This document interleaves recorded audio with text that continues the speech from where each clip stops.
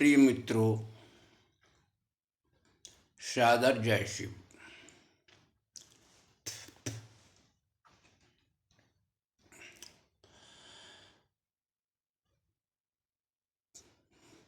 मनुष्य महान कहा गया है, लेकिन मनुष्यों में जो शिक्षित मनुष्य है वो महान है। शिक्षा पाया हुआ ही कोई व्यक्ति डीएम बना बैठा है। शिक्षा पाया हुआ ही व्यक्ति इंजीनियर बना हुआ है। कोई शिक्षा पाया हुआ ही व्यक्ति मैकेनिक बना हुआ बैठा है। वैज्ञानिक प्रधानमंत्री जी महोदय हैं, शिक्षा पाकर ही वो प्रधानमंत्री बने हैं। ठीक इसी प्रकार शिक्षा एक अनमोल चीज है, ऐसा रत्न है जो कि कोई उसमें बंटवारा नहीं कर सकता। तो शिक्षा में मुझे आचार्य जी क्या पढ़ाते हैं? पहले मुझे अक्षर ज्ञान कराते हैं। एक पार्टी पे वो गुटका करते हैं और कहते हैं इसको दोहराओ। बच्चे को धीरे धीरे आगे बढ़ के उसका ज्ञान अक्षर का हो जाता है। उसके बाद में ककहारा पढ़ाते हैं, कक्का की कुक्कू, इस तरीके से। फिर उन अक्षरों को जोड़कर शब्द बनता है। आचार्य जी मुझे आगे बढ़ाने के लिए कहते हैं, आगे बढ़ते रहो, आगे बढ़ते रहो। जब पूर्ण शिक्षा ग्रहण कर लेते हैं हम, तब मुझे कोई अधिकारी बनने का अवसर प्राप्त होता है। तो शिक्षा कहाँ पर से चली, मुझे समझाना है कि शिक्षा कहाँ पर से चली और कहाँ तक पहुँची। अगर पहली कक्षा की पुस्तक न पढ़ाई जाती तो क्या कोई प्रोफेसर बन सकता है?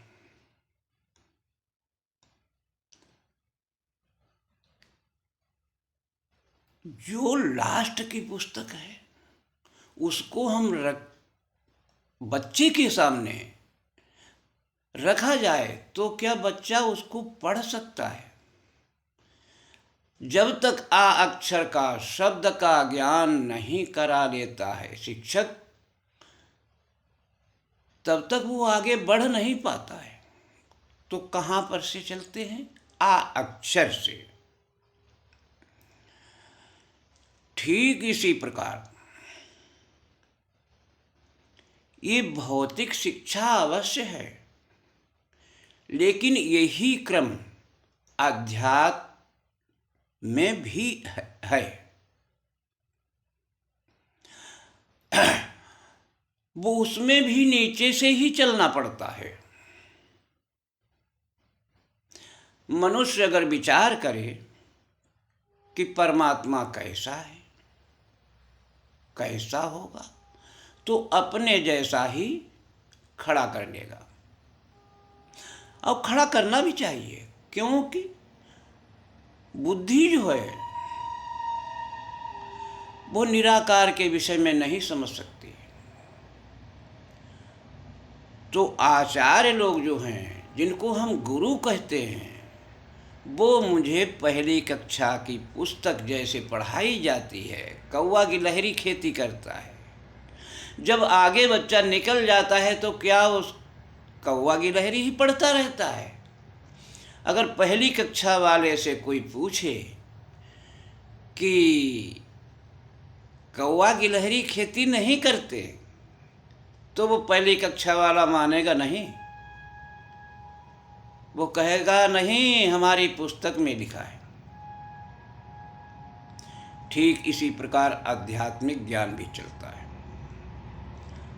आध्यात्मिक ज्ञान के लिए हमारे अंदर पहले उस ईश्वर के प्रति श्रद्धा प्रकट होती है।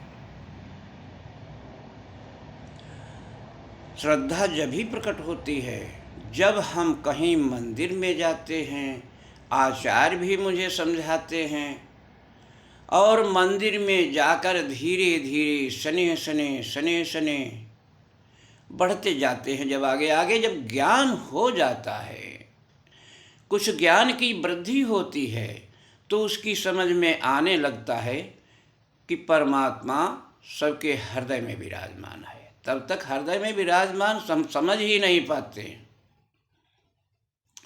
तो उसके लिए, उसकी आस्था जोड़ने के लिए हमारे संतों ने ये सरल उपाय किया। तो ये शिक्षा कोई गलत नहीं है, इसका खंडन नहीं करना चाहिए। जैसे हमारे संत महंत जितने भी हुए, उन्होंने डायरेक्ट परमात्मा के विषय में ये नहीं कहा कि वो निराकार है, उनको साकार से ही चलना पड़ा। जैसे पहली कक्षा में मुझे आ अक्षर का ज्ञान कराया जाता है, ठीक इसी प्रकार हमारे आचार्यों ने हमें आ अक्षर ज्ञान के लिए यह नियम रखा। मंदिर, मस्जिद स्थापना, इनमें जाओ, और सत्संग पर बल दिया कि सत्संग सुनते रहो, इनमें पूजा पाठ अपनी करते रहो। और ये भी कोई गलत नहीं है। कोई मंदिर में जाता है या घर में स्थापना कर रखी है, तो बगैर नहाए धोए पवित्र हुए हम उस मंदिर में नहीं जाते हैं, न उस प्रतिमा के सामने जाते हैं जो घर में लगाई है।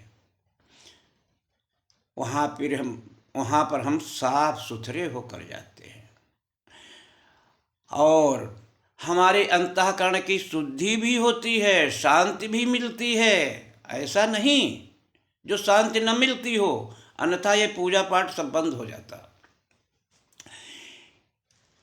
चलो हम मानते हैं परमात्मा निराकार है, लेकिन निराकार के विषय में बुद्धि कार्य नहीं कर पाएगी, नहीं मनुष्य लग पाएगा। तो भक्ति करना है, तो भक्ति में उस निराकार ब्रह्म को हम समझें या ना समझें, हमारे ये आस्था की बात है। अगर हमारी आस्था उस पर ब्रह्म को समझकर ही हम वहाँ मंदिर में पूजा करते हैं, और हमारे अंदर अगर वैराग्य आ गया, प्रेम प्रकट हो गया, तो परमात्मा से हम अलग कहाँ हैं? वो तो मुझे घेरे हुए है, हमारे अंदर भी है, बाहर भी है। लेकिन उसके लिए अनन्य भक्ति चाहिए।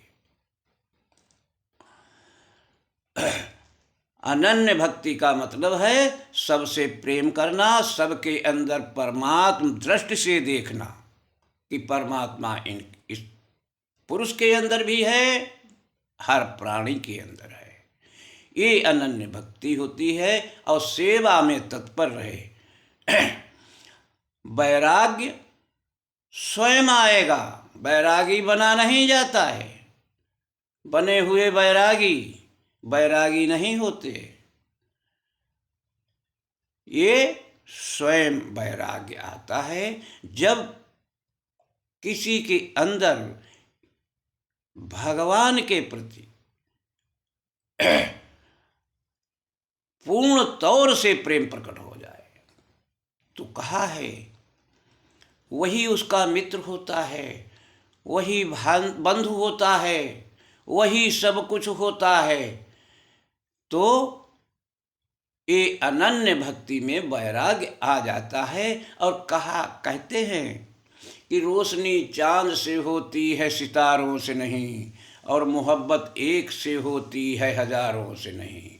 तो प्रेमी बंधु, मंदिर में पूजा करो, लेकिन उतने ही तक मत ठहर जाना। आगे बढ़ने की चेष्टा करना। अपने अंदर में भी परमात्मा का को खोजो। साकार पूजा भी करो और निराकार भी पूजा करो।